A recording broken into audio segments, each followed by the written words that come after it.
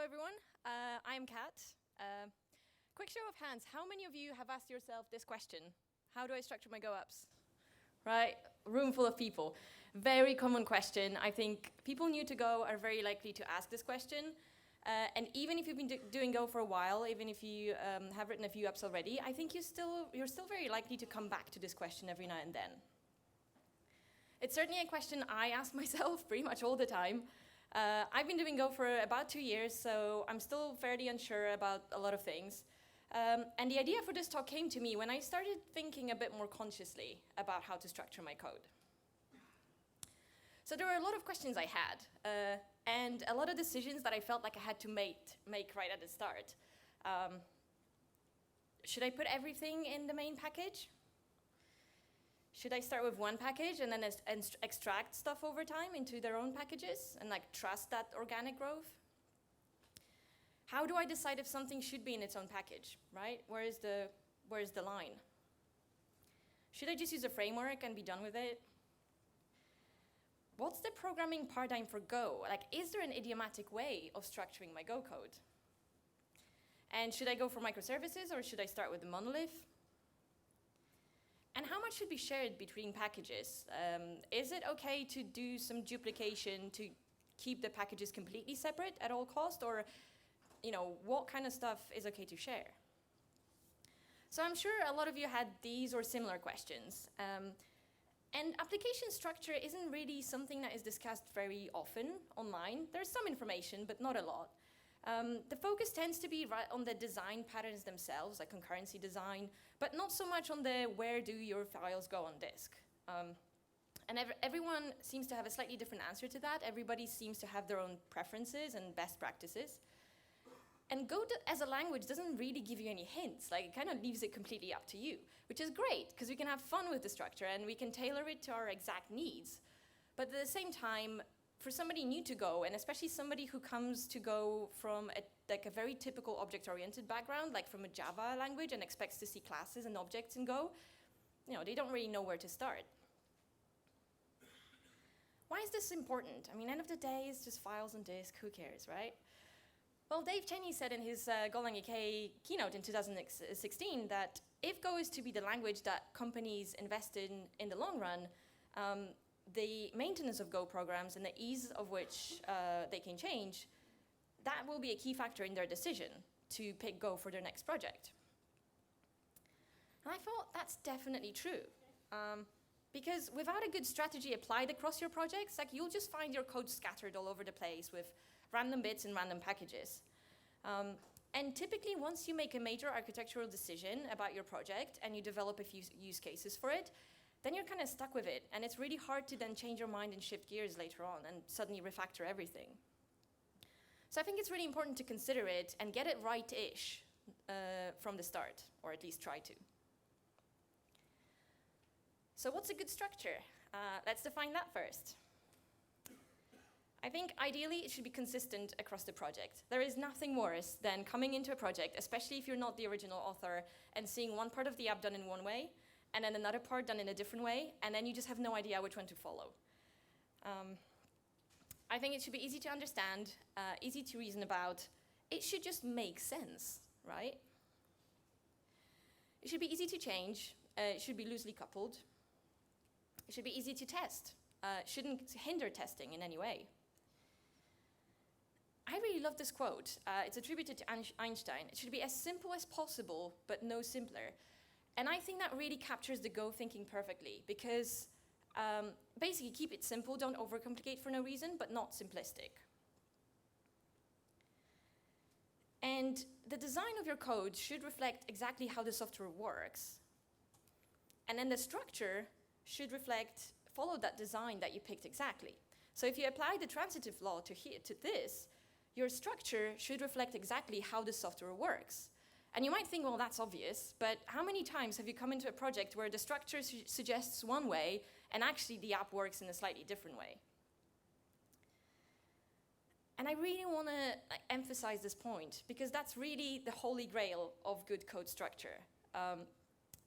In your design, you can use any of the paradigms. It could be object-oriented, it could be functional, it could be not, it could be concurrent. It doesn't really matter. The point is that whatever your design you picked, you want your structure to reflect that design. And why is this so important? Well, your code is ultimately your most up-to-date documentation of the business logic that you have, of the vocabulary that you use.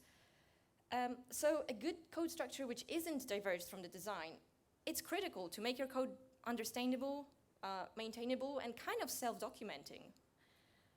So I guess the TLDR is that the good structure should make your life easier as a programmer. It should work for you, not against you. You shouldn't fight with it. And it should just make programming a pleasure, because you should be able to come into a project and know exactly where everything is and know exactly where to put any new things. So how do you get to that point? Well, the sad news is that it kind of comes with practice. So there is no definite list of instructions that I can give you. But I thought I could show you a few different ways in which you can structure your apps. And I didn't want to use an example with foods and bars, because that's not really what real life is like. So I went for beers and bars instead, because that's what real life is like. So imagine I gave you this spec for a simple app.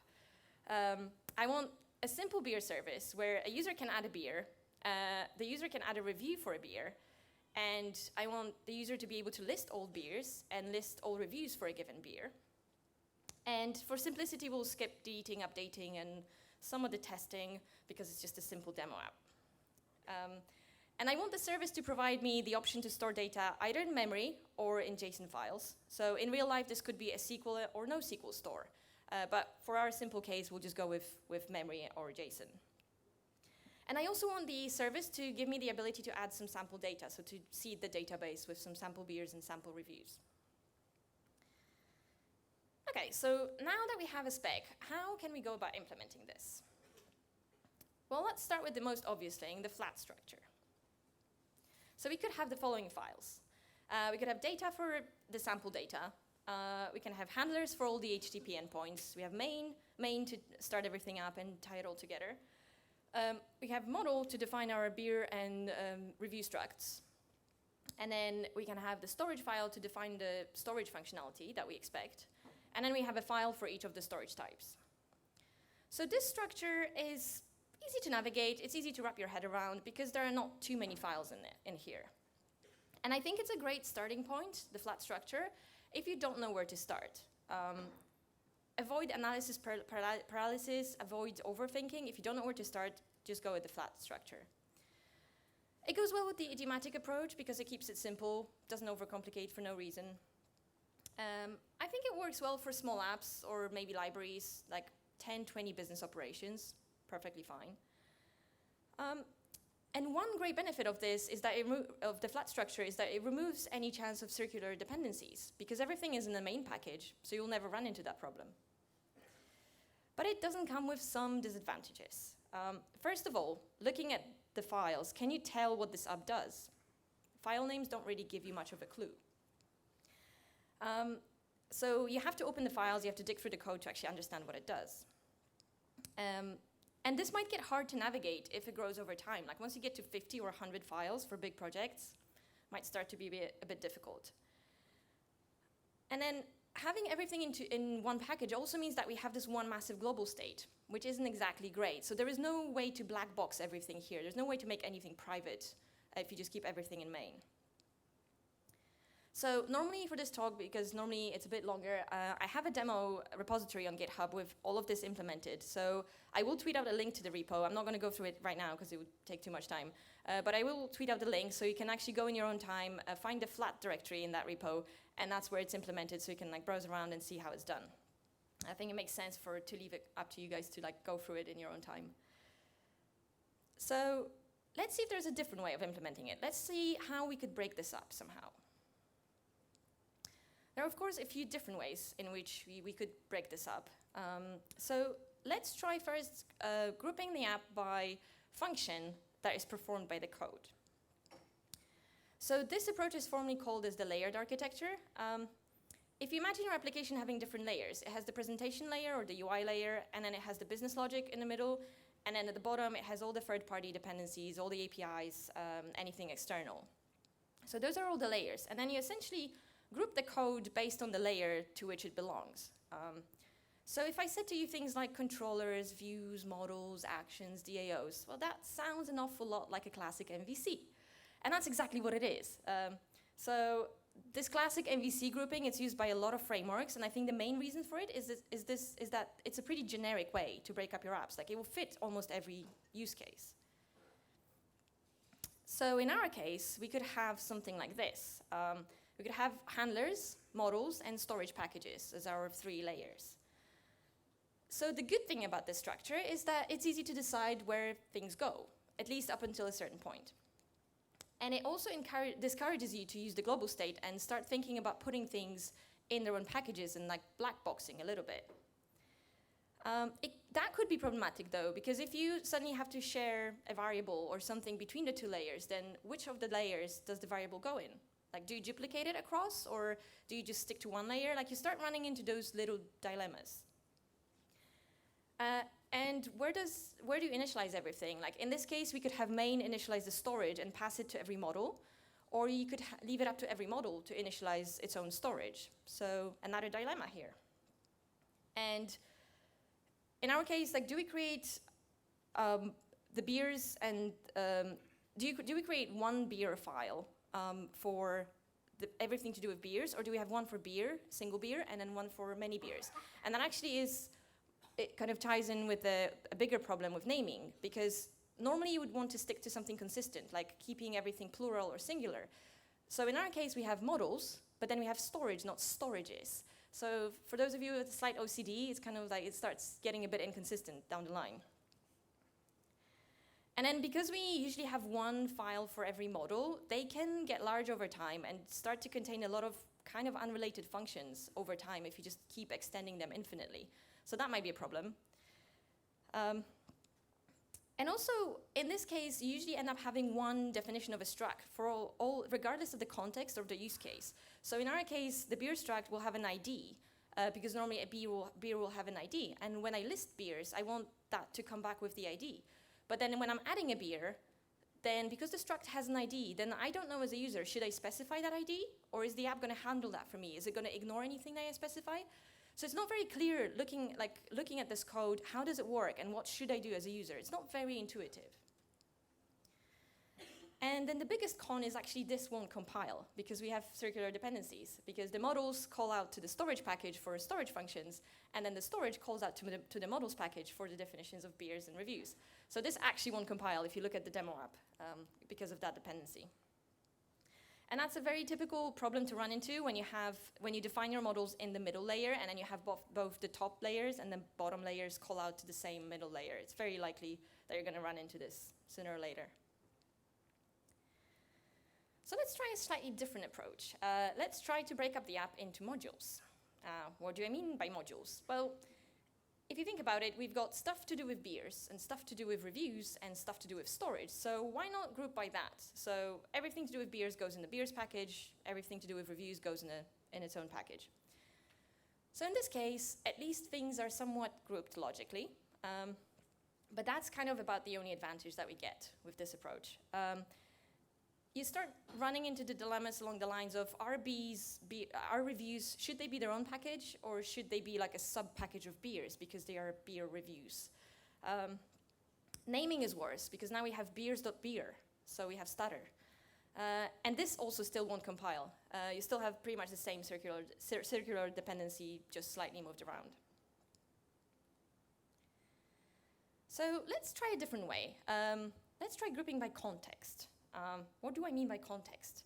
Well, this way of thinking about your application is known as domain-driven design. It's an approach to software development popularized by von Vernon in his famous Red Book. It may seem fairly complicated when you start reading it, and it's quite a thick book. It sounds very academic and very formal, but actually once you digest it a little bit, it turns out to be quite a natural way to think about your apps. And DDD is not at all about where your files go on disk, but it can help you find the right code structure and guide you really, really well. So what is DDD and how does it work? Who here is familiar with DDD? Okay, quite a few hands, so hopefully this will make sense.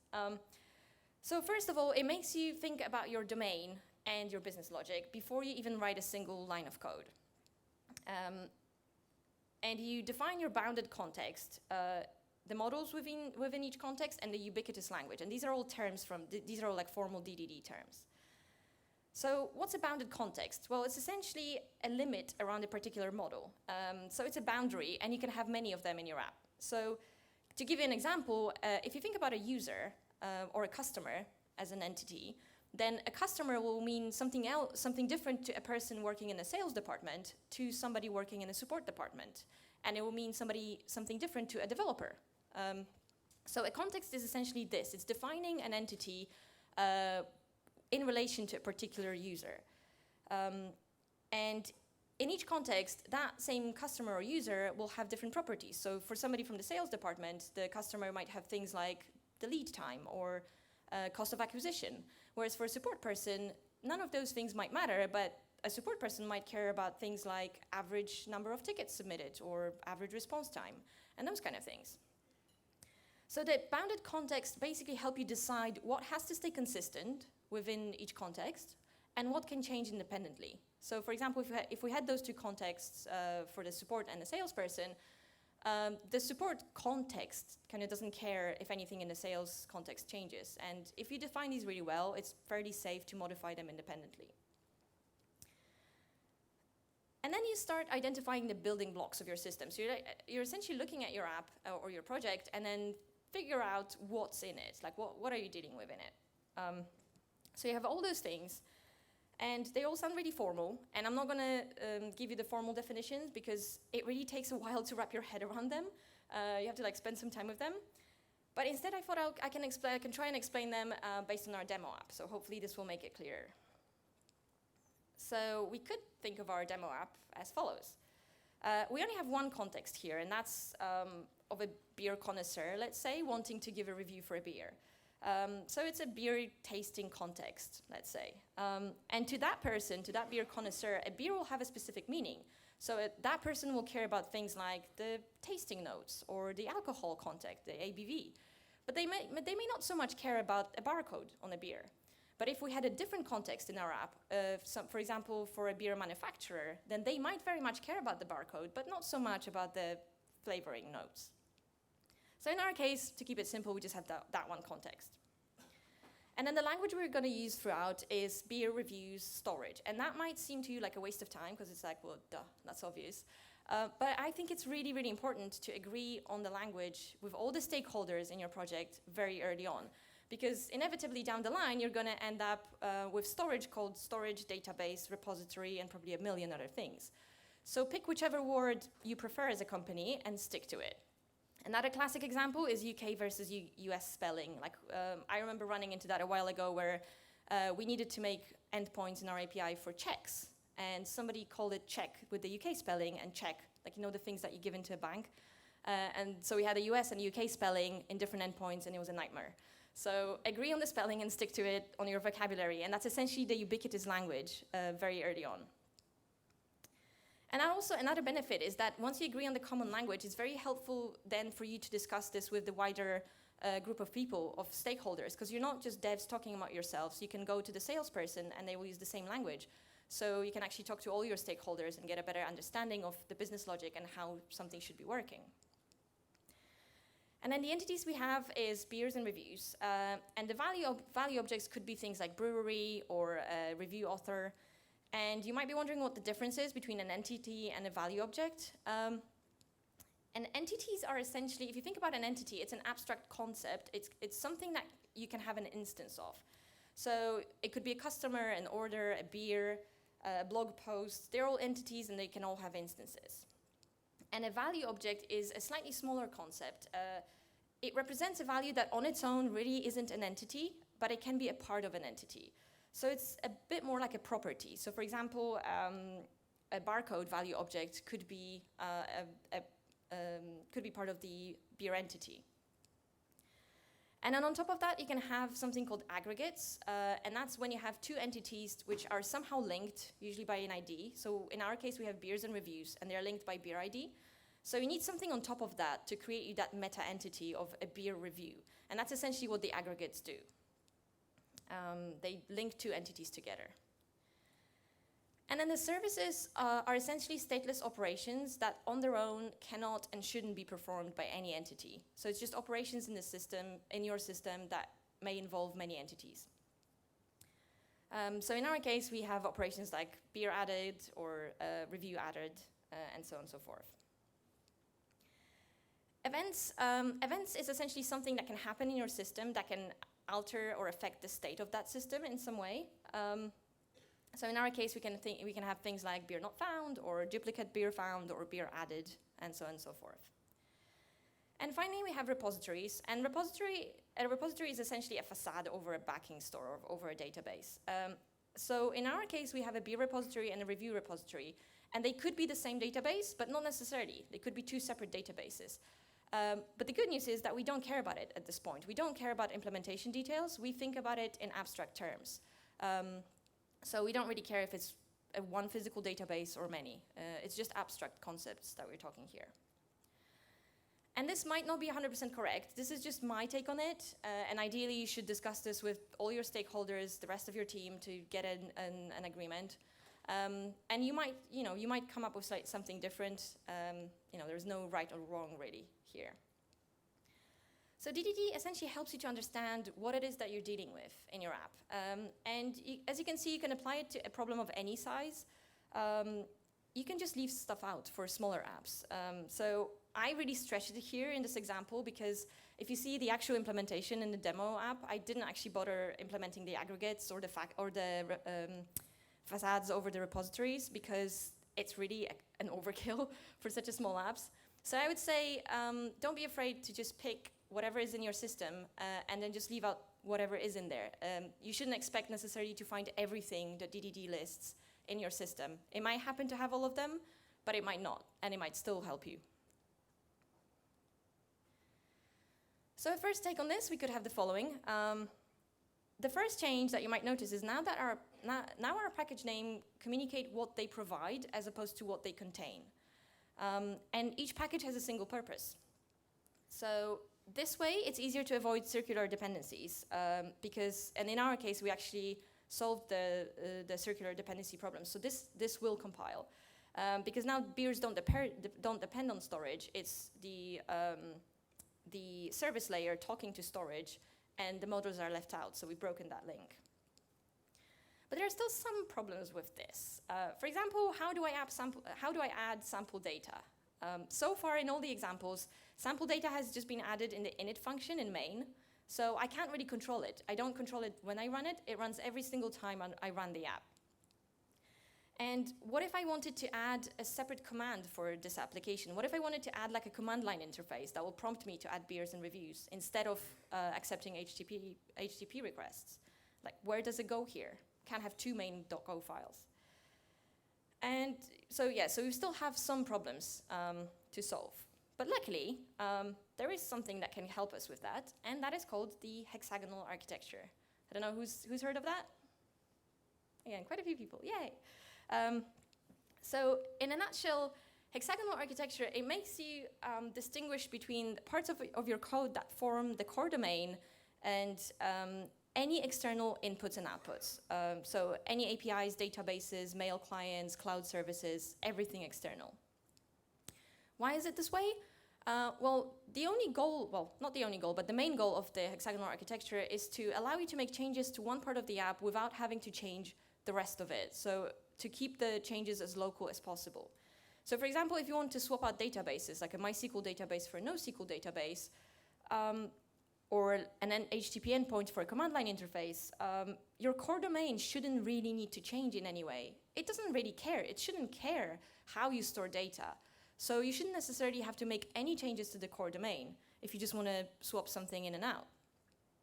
And the hex model essentially recognizes that need, and it makes refactoring a lot easier. So in the hex model, both inputs and outputs are just external interfaces, as opposed to MVC. MVC kind of puts a slide, so MVC makes you look at the app from top to bottom as layers. Hex model, it might as well be a circle. It doesn't really distinguish between what's an input, what's an output. It doesn't really care. It's just an external interface. So how do you achieve that goal of being able to only change one part of the application without affecting everything else? Well, the key rule, and pretty much the only rule in the hex model, is that dependencies are only allowed to point inwards. So the outer layers can reach out into the core domain as much as they want to for struct definitions and everything else, but the core domain cannot reference anything outside of it. So that implies a heavy use of interfaces and inversion of control, and indeed you tend to find interfaces, you pretty much have to have interfaces at every boundary in this model. So the core domain will talk about the business logic in fairly abstract terms, and it will just define what it needs from every external layer. And then as long as the outer layer satisfies that interface, you can swap the implementation easily in and out without changing the core domain. So that's essentially hex architecture in a nutshell. How would that work for our demo app? For example, we have kept the service packages, so we have the listing, adding, and reviewing. But we have now pulled the definitions of entities into their own services. So you'll notice that we have separate beer.go in adding and listing and reviewing. And that nicely solves the problem that I mentioned earlier of just having one struct that has to satisfy everything in all the contexts. Now the adding beer will not have an ID field, but the listing one will have an ID. And similarly, the one in the storage will have the JSON fields hints in backticks. That so far, they were just present for everything, but actually it's only the JSON storage that needs them defined in the struct. So we've solved that problem nicely. So the packages in the yellow are essentially our core domain. And some people like to create a directory called domain and put all the domain packages inside it. I personally don't tend to do this because I like keeping my structure still fairly flat, not too much like a tree. But I think for massive projects where it's kind of hard to see which ones are domain and which ones are not, it could be helpful. So, and then we have the packages in red, which are just our input and output interfaces. So we have the HTTP package, which provides our handlers, and we have the storage package, which provides the JSON and the memory implementation. You might have noticed an addition of two other packages, the CMD and the PKG, and you might have come across this in open source project and wondered what the hell is it and why do we do things this way now? So it's a bit of a standard now. It was a trend and now it's kind of became a de facto standard in the Go community, I think. So the goal here is to separate the binaries from the rest of your Go code, and that's essentially what the CMD package does. And the PKG package is just short for package. And that's used when you have a lot of non-Go files in your project and you want to separate all the Go code that isn't the binaries into one package. So if you have your Docker files, make files, documentation, everything else, it can be helpful to just group the Go code under PKG. And that's essentially what it is. You can have it, you don't have to have it. So that's what I've done here. I've extracted the main beer server's binary into its own subpackage under CMD. And I've also extracted the adding of sample data into its own command. So now we've solved another problem with this, because now we can control when we add sample data independently of when we run the server. What if we wanted to add a new client, like the command line client? Not a problem. You just chuck in a new subpackage under CMD, make the command line interface, and that can still use all the services that are defined in PKG. So none of the rest of the app has to change. And looking at the structure, reading the package names and everything, it gives you a pretty good idea of what the app does without even opening a single file. You have words like listing and reviewing, so it gives you a better idea of what the app does. It's kind of a self-guiding code. And the great benefit of this structure is how easy it is to extend it without affecting the rest of the app. So let's say you wanted to add a different way to expose your API. So for example, RPC. Or a SOAP. Well, nothing easier than just adding new subpackages under the HTTP package. And there you go. You can just define that, and those can still use the existing services. None of the adding, listing, reviewing packages need to change. Sample data. I was a bit undecided on that, so that's why I've kind of put the slide in. We could have a sample, so initially I had these files with the adding and the reviewing packages. So because the services define a function to add sample data, I thought, let's keep it close to the service and the function definition, so let's just put the sample data in a file next to them. But then I pulled them out into the binary, next to the binary for adding sample data. So that's kind of a dilemma that I think, there's no right or wrong here. It's whatever you prefer. We could even, if this was a proper production app, I think what I do is pull the sample data out into a top-level directory called resources or fixtures or something, and define them in not a Go way. Because here, for sort of due to laziness and because it's a simple app, I've just defined them as Go slices. But actually, we could have them defined in JSON files or YAML or whatever non-Go format you prefer, and then you could have the binary, the main command, parse that input file, and then put it into Go slices, and then pass them on to services. So again, a few different ways that we could go about the sample data. So that kind of gets us to a pretty good state, I thought. Of course, this is probably an overkill for a simple app like this. I wouldn't say that you should necessarily start out with the CMD or PKG packages, unless you know that you're going to be dealing with a huge project to start with. I still think that it's easy to start with a flat structure, and you can always morph into a version of this over time. And remember that you can apply the DD thinking in a flat structure too. It's not about where your files go. But I think in general, thinking about your app in terms of grouping by context instead of the functionality, it tends to work in your favor. So at this point, you might be thinking, is there a framework that captures all of this that I can use? Yes and no, I would say. There are obviously different frameworks out there, and I've put a link to a blog post that lists, I think, 6 or 8 of the top ones in 2018. So there's Go Buffalo and Go Kit and all of those. And they all use different approaches, or a mix of some of the approaches. And I don't have a problem with using a framework in a project if it's well justified. It can certainly save you some boilerplate. It can speed up the development. And it's a good way to start if you're stuck, if you don't know where to start. But then once you start using a framework, you're obviously forced to stick to the structure. And you can't really change that.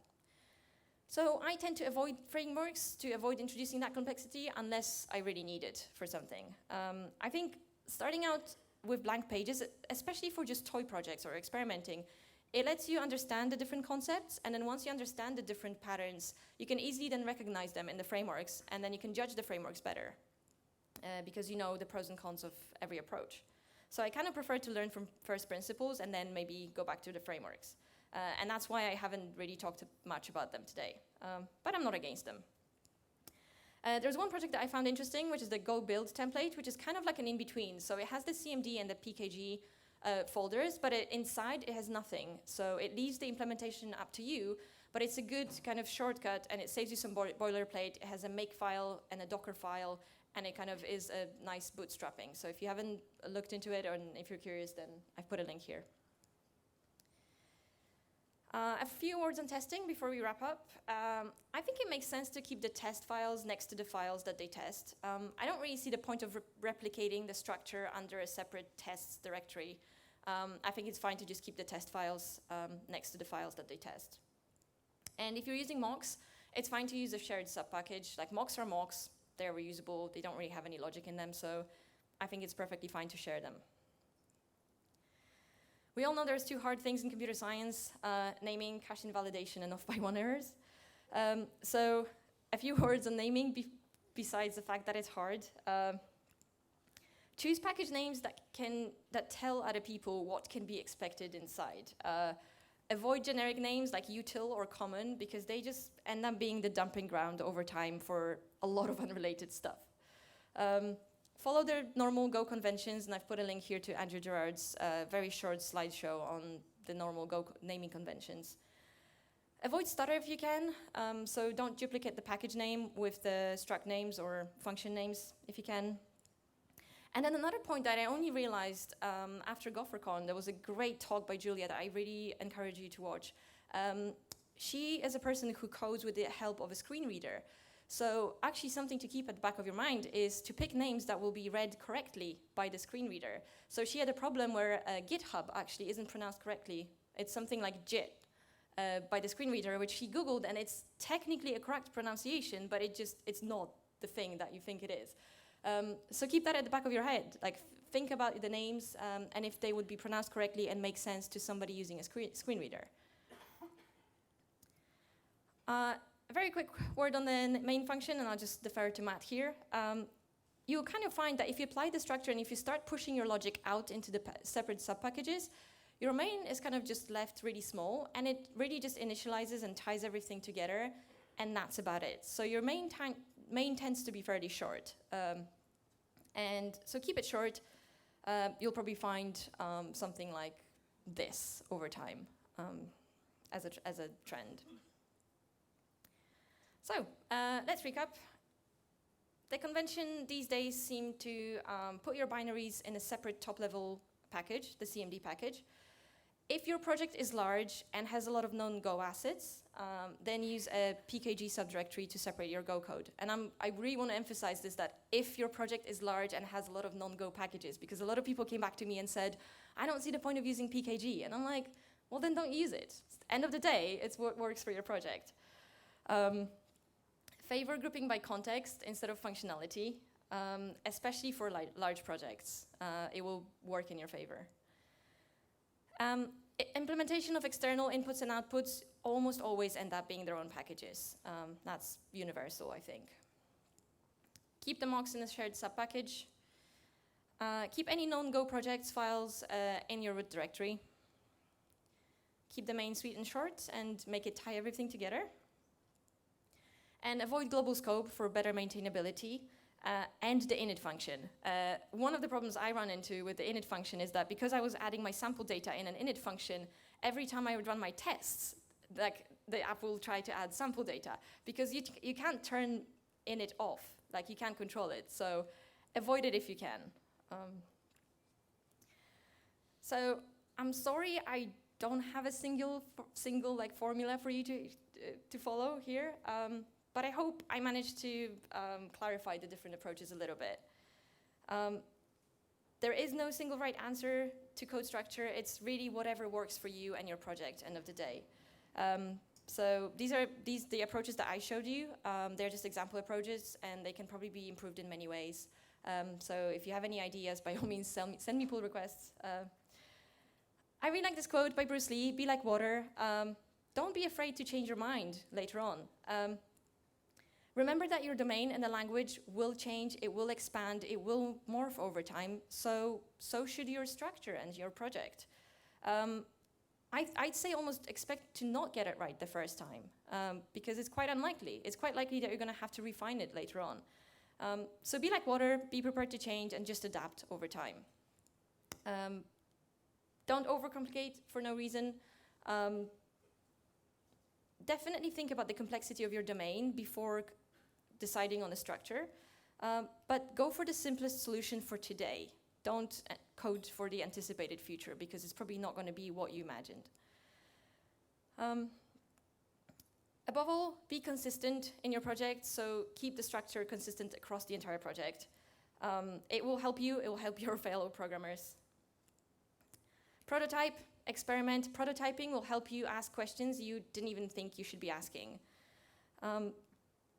And remember that good choices and practices come over time.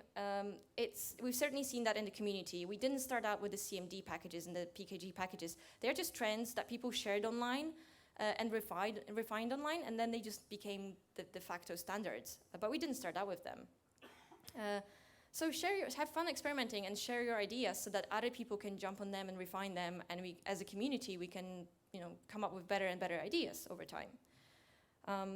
If it wasn't for people who shared their thoughts online, we wouldn't be where we are today. And speaking of those people, this talk definitely wouldn't happen without those folks, so, and many others as well. But a huge thanks to Peter and to Ben Johnson and to Marcus Olsen for sharing their thoughts online and on blog posts and via video, because thanks to them, like, the community started talking about it and came up with some good practices. And a few more links from here. There is an article about package-focused design on the Gopher Academy blog. Marcus Olsen gave a talk at GoLangUK 2016, I believe, about his port of the famous Java DDD example into Go, so you can watch that. Brian Kettleson gave a very complimentary talk to mine earlier this year at GopherCon Russia, so again, another recommendation. And if you want to find out more and read up more on the hexagonal architecture, then Chris's blog is excellent. You can tweet me anytime. I think my Twitter is at the top here. If you have any questions or comments, I'm happy to chat on Twitter. And finally, the demo app can be found on my GitHub, so have a look, see if it makes sense. I believe the tweet for my slides will go out or has gone out already to the slides in the demo app, so just find it on the @LondonGophers. And with that, thanks for listening. And I believe we have one more talk until the pub time, so I'll see you at the pub.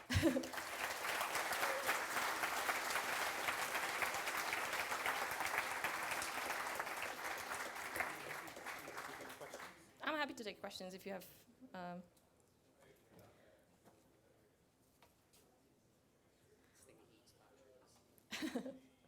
Yeah, I will be at the pub, so I'm happy to answer questions now or at the pub.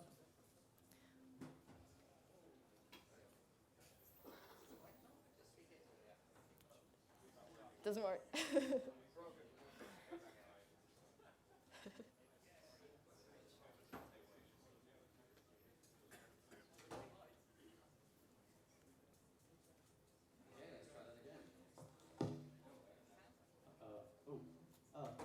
Thanks for your talk. It was really interesting. I've heard a lot about DDD, but I haven't tried it yet.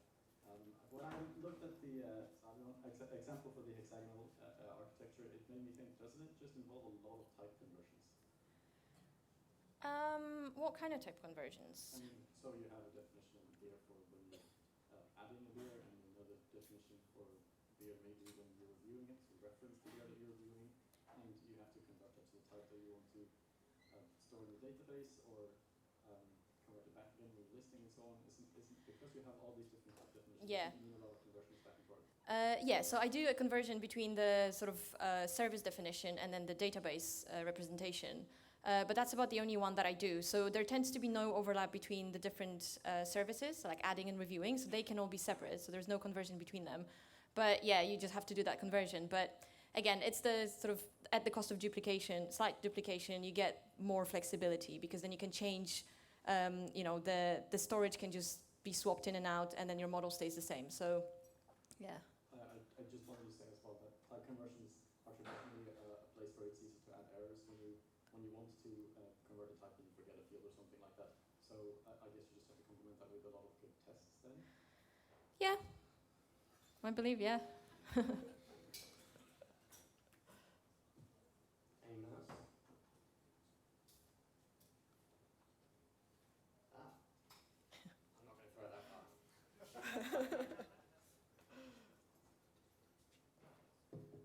So, do you recommend taking the inspiration from the standard library? I think it's a great place to just go and have a look, if just out of curiosity even. I tend to go to the standard library more for concurrency patterns and that kind of thing. I don't know in terms of structure, because it's not really an app on its own, it's just a library, so it's slightly different. But I've never found it to be wrong, so yeah. I think it's just the difference between, like, if you're writing a library, definitely. If you're writing an app, it might not be what you're looking for. But certainly some things in terms of concurrency patterns and that kind of thing, then that's useful. Yeah.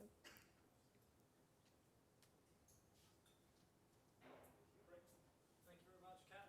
Thank you.